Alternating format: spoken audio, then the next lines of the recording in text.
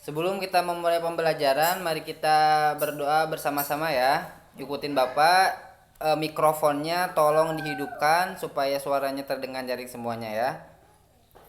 Ya, mikrofonnya dihidupkan dulu, kita bareng baca berdoa. A'udzu billahi minasyaitonir rajim. Bismillahirrahmanirrahim. Raditu billahi robba wa bil islami dina wa bil muhammadin nabiyya wa rasulah rabbi zidni ilma warzuqni fahma. Kita baca surat Al-Fatihah bersama-sama ya. Mikrofonnya bisa dihidupkan aja nggak apa-apa supaya suaranya kita terdengar. Nyaring bersama-sama. Baca Al-Fatihah. A'udzu billahi minasyaitonir rajim. Bismillahirrahmanirrahim. Alhamdulillahi rabbil alamin. Ar-Rahmanir-Rahim. Maliki yaumiddin. Iyyaka na'budu wa iyyaka nasta'in. Ihdinas siratal mustaqim. Siratal ladzina an'amta 'alaihim ghairil maghdubi 'alaihim waladdallin. Amin. Alhamdulillah di sini Bapak akan melihat satu-satu ya.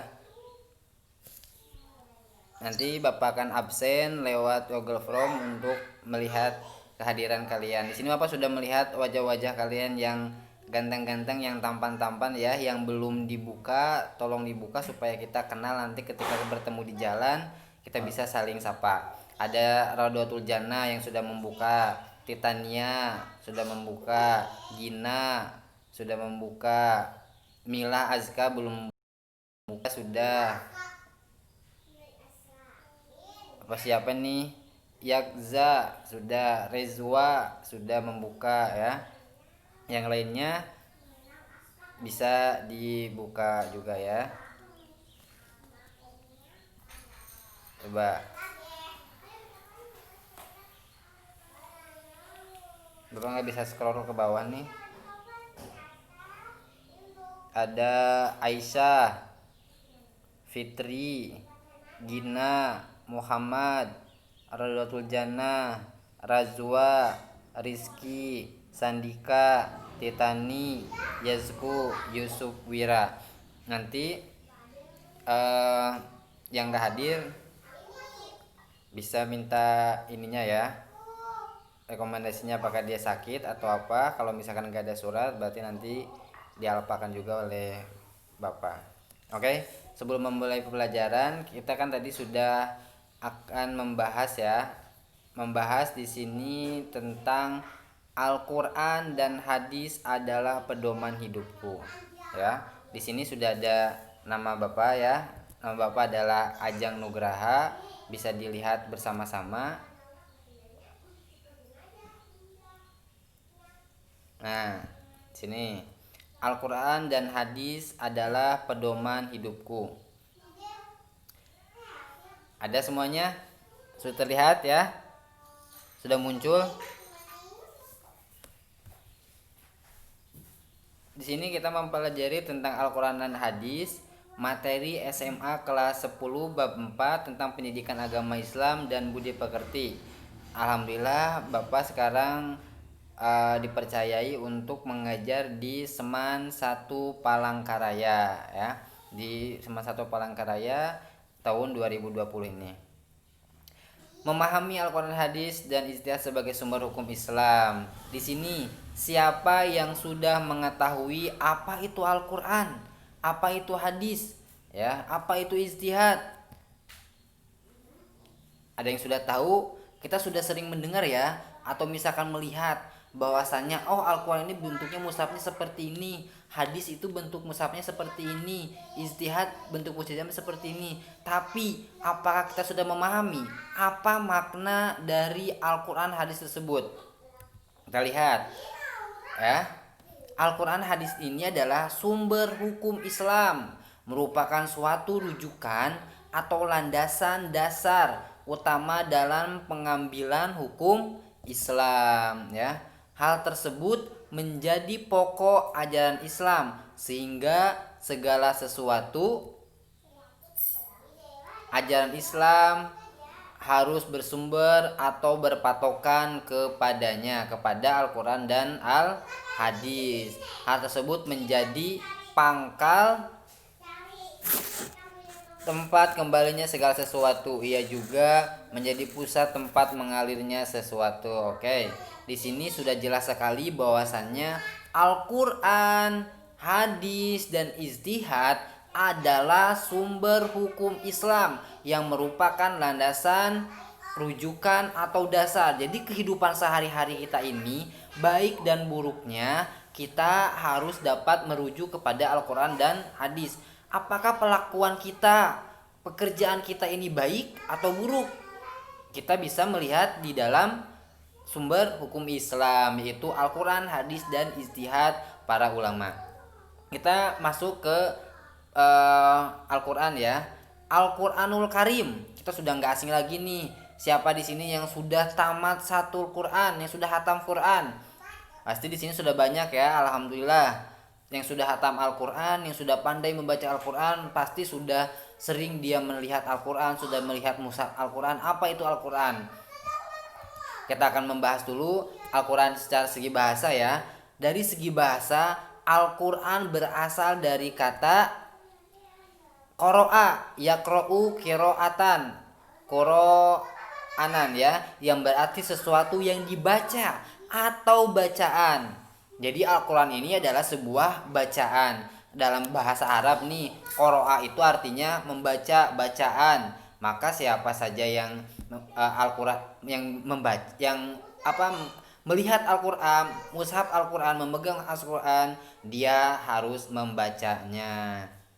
Dari segi istilah nih, Al-Quran adalah kalamullah yang diturunkan kepada siapa? Nabi Muhammad SAW dalam berbahasa Arab yang disampaikan kepada kita secara mutawatir. Apa itu mutawatir?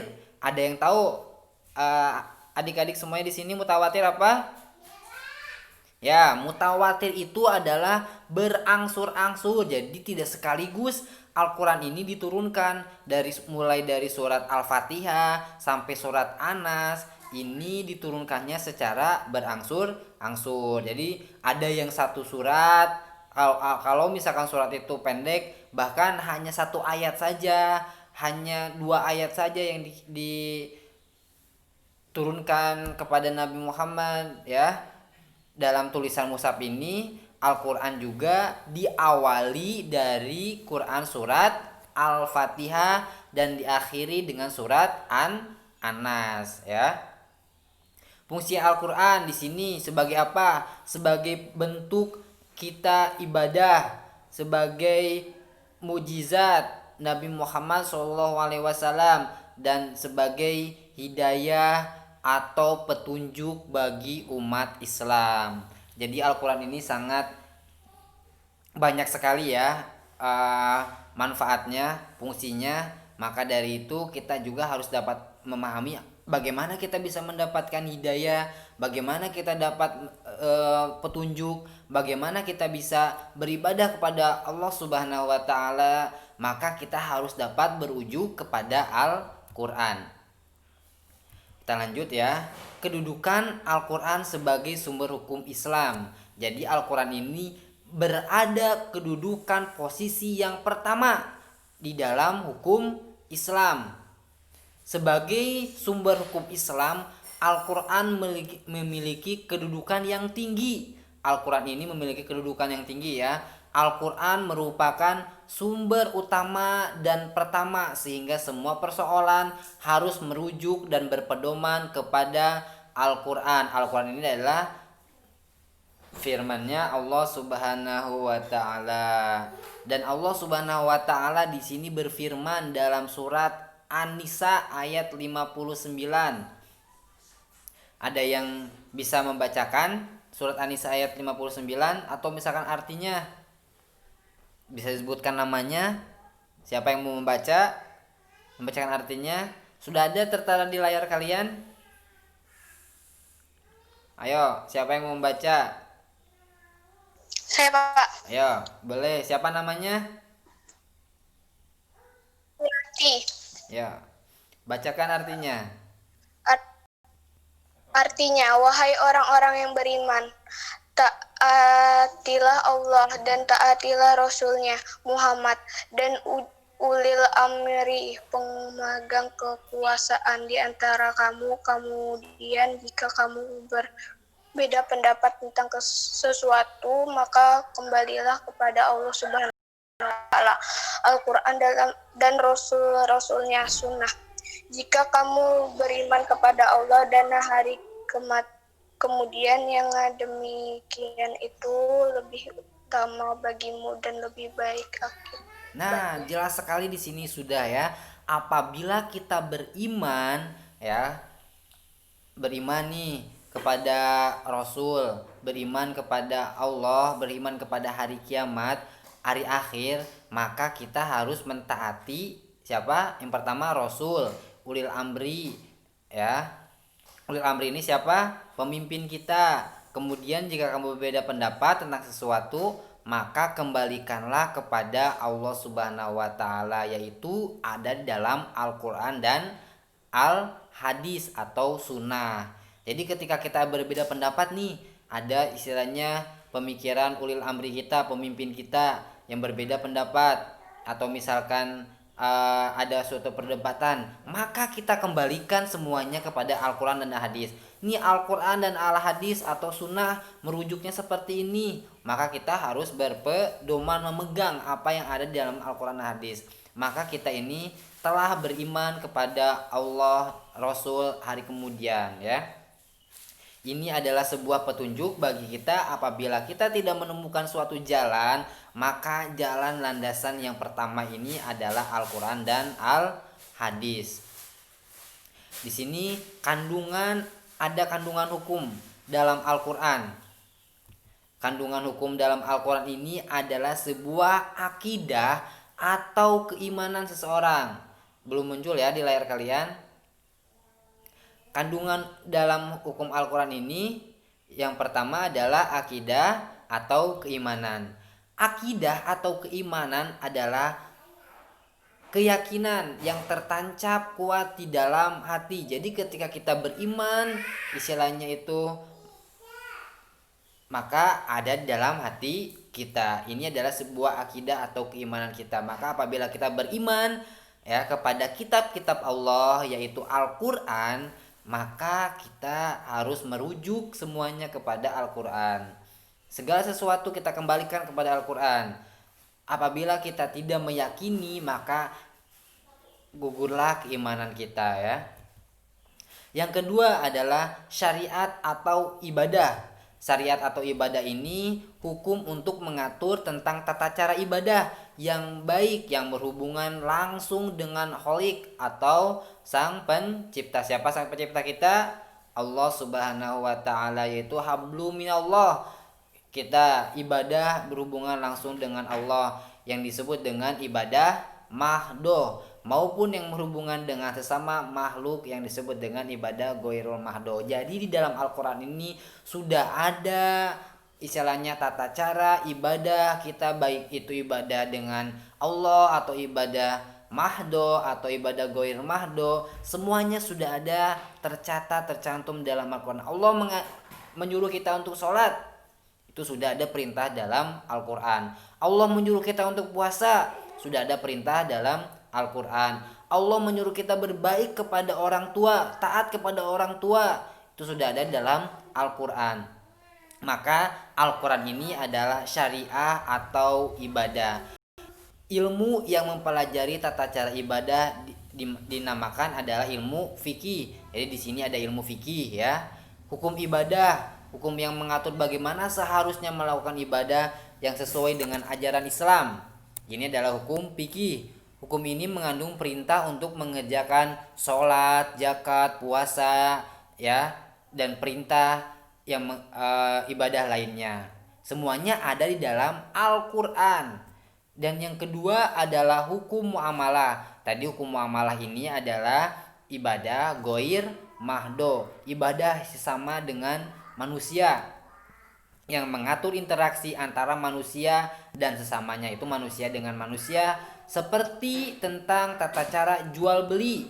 Ada jual beli di sana ya. Hukum jual beli seperti apa kita bisa melihat ada di dalam surat An-Nisa. Hukum pidana juga ada, hukum perdata juga ada, warisan, pernikahan, politik dan lain sebagainya. Jadi semuanya ini hukum-hukum yang ada sudah tertera di dalam Al-Qur'an ya.